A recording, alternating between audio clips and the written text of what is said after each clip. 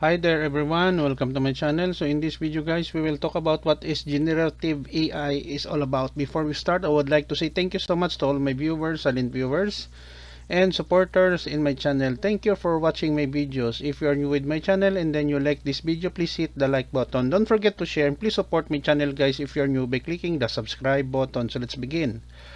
What is generative AI? Generative AI or generative artificial intelligence refers to the use of AI to create new content like text, images, music, audio, and videos. Generative AI is powered by foundation models, large AI models that can multitask and perform out-of-the-box tasks, including summarization, question and answer, classification, and more. Okay guys, so this is the end of my video on what is generative AI is all about. Thank you so much for watching. Don't forget to like, share, and please support my channel guys if you're new by clicking the subscribe button. See you in the next video tutorial guys. This is your friend Jake saying bye bye for now.